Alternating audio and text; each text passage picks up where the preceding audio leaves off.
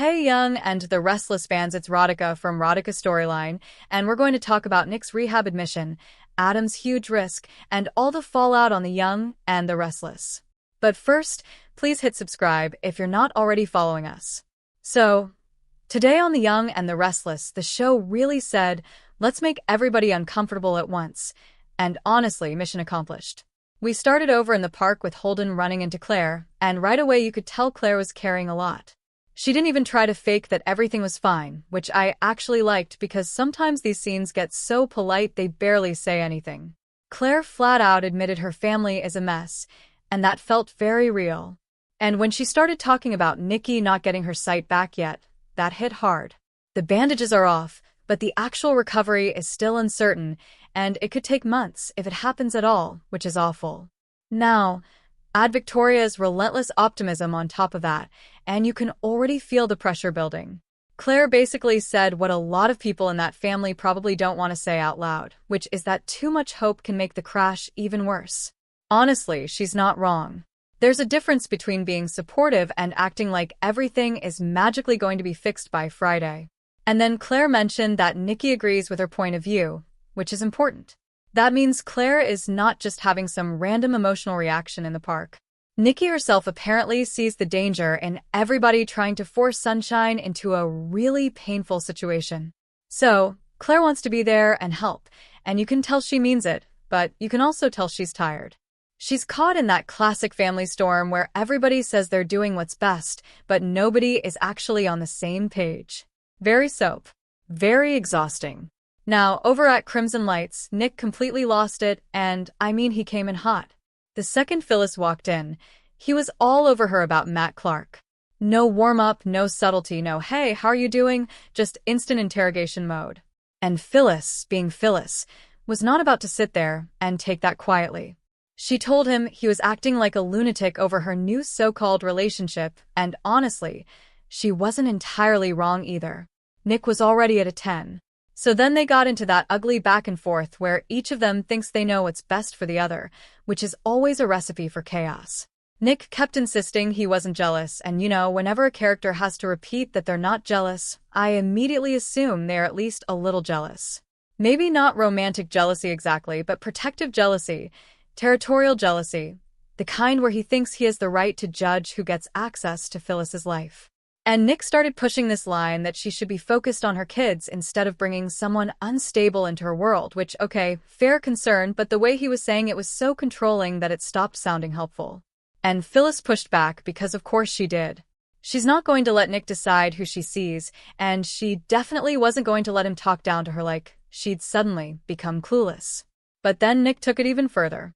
He started wondering if she and Matt were conspiring together. That is when the whole thing tipped from heated argument into full panic mode. Because now he's not just saying Matt is bad news, he's saying Phyllis might actually be in on something with him. That's a big accusation, and it landed exactly the way you would expect. Phyllis called him paranoid, which, again, not exactly a wild interpretation. And when she tried to say Matt has changed, Nick just could not process it. He was basically like, how can a smart woman fall for a guy like that? And look, I get why Phyllis snapped there, because whatever else is going on, nobody likes being told they're gullible by someone who is standing 2 feet away coming unglued in a coffee house. It was insulting, it was condescending, and it was very Nick in stress mode. Then came the line that really crossed the line. Nick blurted out that he wished she would leave with Matt. That was brutal. Not clever, not protective, not some righteous truth bomb, just cruel. And you could see that was the moment Phyllis was done. She stomped out, and honestly, good for her. Because when a conversation gets that toxic, there's really nothing left to save in the moment. And right after that, Sharon showed up and immediately clocked that Nick was rattled. I actually liked this beat a lot, because the energy shifted from berserk confrontation to quiet damage control. Nick started unpacking everything that's been happening with Matt and Phyllis, and underneath all the anger, what really came through was that he is overwhelmed. He wants to move past all of this, but he feels stuck because Victor won't let Matt leave. Then on top of that, Nikki's condition is still uncertain, and the emotional weight of that is hitting everybody. So Nick is carrying all this stress, all this helplessness, all this fear, and it is showing. And then came the biggest confession of the episode for me. Nick admitted he can't stop thinking that a pill would make everything golden. Phew. That is not a small line. That is not just somebody saying they're having a rough day. That is a red flashing warning sign. And the show wisely didn't play it like some little throwaway. They let it sit there. They let it be ugly and honest. Because once a person starts fantasizing about relief like that, you know the situation is a lot more serious than the argument with Phyllis. Now, meanwhile, at the athletic club, Audra and Sally had their own tense little strategy session, and you could feel the skepticism from the first second. Sally filled Audra in on Adam's surprise offer, and Sally was trying very hard to frame it as practical, maybe even smart. Her logic was that Adam owes her. He can be trusted in this specific situation, and if they don't take the deal, they could wind up in a long war with Victor that drains their resources. Which, to be fair, is not dumb reasoning. Fighting Victor Newman head-on is usually a quick way to end up emotionally crushed and financially annoyed. But Audra was not convinced. And honestly, I liked that too, because somebody in these scenes needed to act like they had met Adam before. Sally kept saying it felt sincere, and Audra was basically giving her the side eye of the century. She's not eager to walk into something that could blow up in their faces later, and that makes sense. Adam may mean what he says in the moment, but with Adam, the moment changes a lot. So they hashed it out. Sally kept insisting they need to pick their battles, and Audra remained deeply doubtful. That tension mattered, because even before the official meeting, you could tell the partnership was not exactly ironclad. And then we got Adam with Chelsea over at Society, and this was another really juicy scene because Chelsea was hurt right away. Adam told her he planned to buy Newman Media back from Sally, and Chelsea's first reaction was basically, "You really didn't think to discuss this with me first?" Which, yes, exactly. That is the issue. Adam does this thing where he decides something is noble or necessary and then expects everybody else to catch up emotionally after the fact. It's exhausting, and Chelsea had every reason to be thrown. So Adam apologized, and Chelsea admitted that she does want to build a company with him, but she doesn't want to do it by trampling over someone else. That's a meaningful distinction. She isn't rejecting the dream. She's rejecting the method. And then she brought up Victor because of course she did. How in the world is Victor supposed to react well to this? Adam's answer, basically, was that he could do it in secret and make it look like a coup. I mean, come on. That is exactly the sort of sentence that sounds brilliant in Adam's head and diabolical in literally everybody else's. Chelsea, to her credit, saw the deeper problem. She said this is really about Victor sticking it to Billy, and that feels accurate. Adam is talking business strategy, but the emotional engine underneath it is Victor's ongoing reign of terror against anyone who gets too close to what he considers his. After everything Adam has done to regain his father's trust, Chelsea warned that he could squander all of it. And Adam still thought he was doing the right thing. That is the part that makes Adam fascinating and frustrating at the same time. He can be sincere and reckless in the exact same breath. Then Sally called and asked if they could come over to go through the details, and that led us into the bigger deal-making scene at the club. So now Sally, Audra, Chelsea, and Adam are all in one place, which, let's be honest, was never going to stay calm for long. Audra immediately made it clear she had real doubts and wanted assurances they would not get messed around. Fair. Sensible. Necessary. And somehow that quickly turned into bickering between Audra and Chelsea, which is so on brand for both of them that I was almost impressed by how fast it happened. Sally had to step in and stop it, and Audra agreed to follow Sally's lead. That's important, because on the surface it looked like peace, but underneath it felt more like temporary restraint. The kind where everyone signs the paper and smiles, but you can almost hear the future argument warming up backstage. Still, a deal was struck. Sally was happy to celebrate signing something lucrative, and Audra, even in the middle of the toast, still wasn't sold on anything except the idea that they might be geniuses.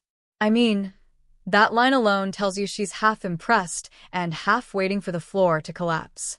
And of course, the show made sure to leave one nasty little question hanging in the air. Audra asks Sally how Billy is going to react to her selling his gift to her ex exactly. Exactly. That is the kind of detail that turns a business move into personal fallout. Because Billy is not exactly famous for taking betrayal with quiet dignity. So, even in the moment of celebration, the loose end was right there on the table. Now, back in the park, Claire told Holden he brightened her day, and he offered to be there if she needs him. And then they kissed. So yes, in the middle of all this stress, we got a romantic beat. Soft on the surface, maybe, but still potentially messy because timing matters, emotional vulnerability matters, and this is Genoa City, where a sweet park kiss can become a disaster by next week if the writers feel like it. And then the episode closed with two huge notes. First, back at Crimson Lights. Nick could barely stop his hands from shaking, and he admitted to Sharon that he may need to check himself into rehab. That is enormous. That is not vague. That is not, maybe I should take a walk and clear my head. That is a man realizing he is in real danger. And Sharon was there to hear it, which I think matters a lot. And finally, Adam and Chelsea arrived at the ranch, asked Victor for an update on Nikki, and then Adam announced he had good news. He said he was close to getting Newman media back. And Victor, glaring, asked what he did. That is where the episode said, let's end on dread. And honestly, it worked.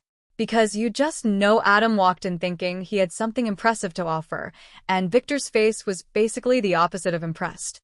So let's talk about where this could all be going because I think the show planted several really clear warning signs today.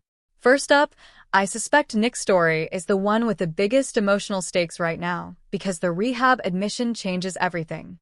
Before that moment, you could still maybe tell yourself he was just stressed, just angry, just overreacting about Phyllis and Matt. But once he says out loud that he may need rehab, the conversation stops being about jealousy or control and starts being about survival.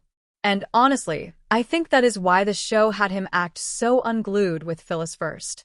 They wanted us to see the symptoms before they gave us the confession.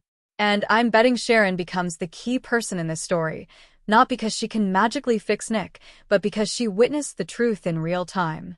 That matters. If Nick had made that admission alone, he could have talked himself out of it later. He could have minimized it, buried it, acted like he was being dramatic. But he said it to Sharon. Now, another person knows how close he is to the edge. So, I could absolutely see Sharon being the one who refuses to let him backpedal. Now, here's where it gets even more interesting. Nick said a pill would make things golden, which tells me the temptation is already very active in his mind. This is not some abstract fear. It's a craving for escape.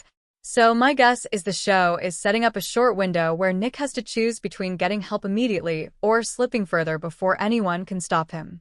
And if the writers want maximum drama, which they usually do, they may let him wobble a little before he fully commits. That would be painful to watch, but it would also feel honest. And I have to say, Phyllis may wind up feeling absolutely crushed when she realizes how bad things really were underneath that argument. Because right now, from her perspective, Nick was being controlling, insulting, paranoid, and tone-deaf. And he was. But later, if she learns he was spiraling toward addiction or relapse territory while lashing out, that could reframe the whole fight. Not excuse it, because no, saying go leave with Matt was still nasty, but reframe it enough to leave her with guilt. Soap operas love that kind of emotional double hit. Next, I wonder if the Matt Clark situation is about to get much uglier, because Nick's conspiracy comment did not feel random to me. It felt like the show intentionally pushed him into suspicion mode so that we would start asking whether he's completely wrong, partially wrong, or accidentally onto something. And you know how these stories work. The person who sounds paranoid can still be pointing at a real danger. So while I do think Nick's delivery was a mess, I'm not ready to say his instincts are useless. I could see Matt turning out to be exactly the unstable presence Nick fears, and Phyllis getting burned because she chose to believe he had changed. That would be classic soap irony. The person who is most offended by the warning ends up walking right into the problem. And let me be clear, I'm not saying that has been confirmed. I'm saying the story is leaving that door wide open. Because if Matt were harmless, there would be a lot less tension around Victor refusing to let him leave, and a lot less panic from Nick.